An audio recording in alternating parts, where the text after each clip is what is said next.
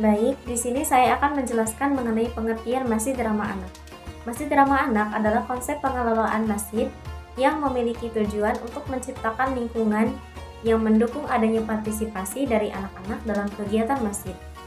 Masjid ramah anak ini tidak hanya memperhatikan kenyamanan orang-orang dewasa, tetapi juga kenyamanan bagi anak-anak agar memiliki ketertarikan terhadap masjid, agar mau belajar dan juga beribadah di masjid. Ketika sholat, terkadang anak-anak berlari-lari dan bermain-main. Keadaan tersebut tetap akan dibiarkan selagi mereka masih mau melaksanakan sholat dan terus diberikan nasihat. Dampak kehadiran anak-anak di masjid memiliki dua sisi, yaitu sisi positif dan juga sisi negatif. Sisi positifnya yang pertama adalah orang tua akan bangga melihat anaknya pergi ke masjid untuk beribadah dan mengaji. Yang kedua, mereka diharapkan menjadi generasi penerus. Yang ketiga, umat muslim akan melihat bahwa masjid sebagai sarana untuk bermain bagi anak-anak dan untuk beribadah. Lalu, sedangkan dampak negatifnya adalah anak-anak bertingkah seenaknya di masjid saat orang-orang sedang sholat. Yang kedua, mengganggu kehusyuan orang-orang yang sedang sholat. Yang ketiga, menimbulkan kerusuhan. Aspek utama dari konsep masjid ramah anak. Pandangan anak-anak zaman sekarang bahwa masjid itu kaku, tidak asik, dan tidak menyenangkan. Maka dalam pengelolaan masjid ramah anak ini, membuat pengelola masjid tidak akan memarahi dan melarang anak yang datang ke masjid.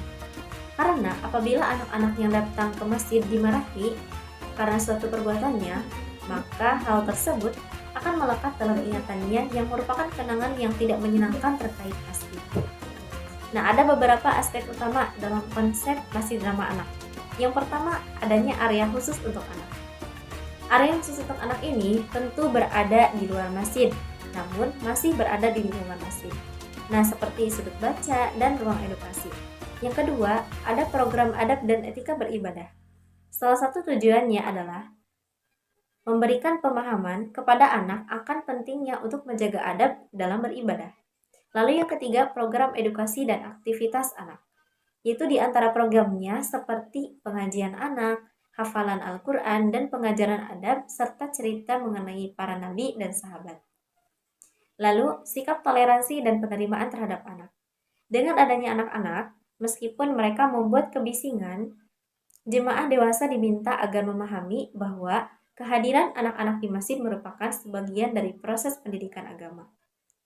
Lalu desain masjid ramah anak. Di antaranya seperti toilet dengan ukuran anak-anak, tempat wudhu yang dapat dijangkau anak-anak, dan tanda-tanda untuk mengingatkan anak-anak agar menjaga kebersihan lingkungan masjid. Lalu selanjutnya, keterlibatan anak dalam kegiatan sosial masjid. Yang terakhir adalah peran orang tua dan pengurus masjid.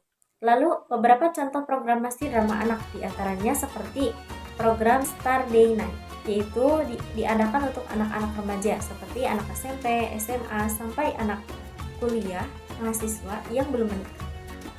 Sasarannya yaitu untuk rank 3 adalah anak-anak muda yang rentan untuk bermaksiat seperti berhalwat.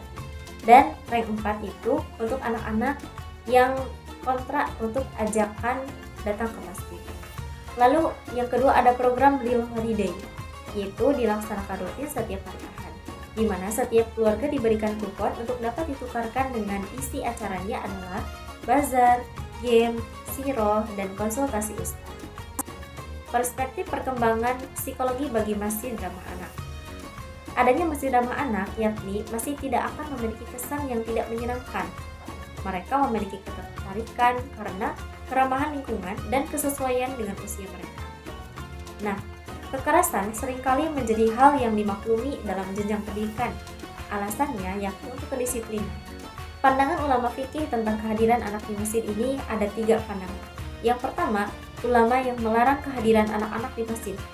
Alasannya yaitu menghindari kebiasaan buruk, yakni kebiasaan anak-anak berlari-lari, bermain, dan berteriak. Yang kedua, menghindari resiko merusak fasilitas masjid. Lalu yang kedua, pandangan ulama yang membatasi kehadiran anak-anak di masjid. Alasannya yaitu kehadiran anak-anak di masjid itu harus dibatasi, terutama mereka yang masih kecil dan balita, serta cenderung dapat berperilaku aktif yang dapat mengganggu jemaah saat beribadah. Lalu yang ketiga yaitu ulama yang memperbolehkan anak-anak di masjid, yaitu berlandaskan pada hadis yang menceritakan bahwa Rasulullah saat sholat menggendong cucunya. Dan berdasarkan juga hadis menceritakan bahwa Rasulullah mempercepat sholatnya ketika mendengar tangisan anak kecil. Poin selanjutnya yaitu hadis tentang ramah anak. Hadis tentang membawa bayi, bahwa Rasulullah bersabda, "Sesungguhnya aku masuk dalam sholat dan berkeinginan memperpanjang sholat tersebut. Lalu aku mendengar tangisan anak kecil, maka aku pun meringankan sholatku karena aku mengetahui besarnya kesedihan ibu dan anak itu karena tangisannya." Hadis riwayat Bukhari. Nah, hadis ini menjadi salah satu dalil untuk mendukung pendapat mengenai diperbolehkannya membawa anak kecil, yaitu bayi, ke dalam masjid ketika sholat berjamaah. Nah, penerapan hadis untuk masjid ramah anak ini diantaranya itu, yang pertama, membiarkan anak berbaur dengan bebas. Yang kedua, posisi anak dalam shaf diberi sela. Yang ketiga, sholat anak kecil setelah sholat jamaah orang dewasa. Hal ini diterapkan di suatu kota, yaitu kota gede, mengadakan sholat jamaah untuk anak-anak setelah sholat jamaahnya orang dewasa. Cukup sekian materi yang dapat saya sampaikan, semoga bermanfaat. Wassalamualaikum warahmatullahi wabarakatuh.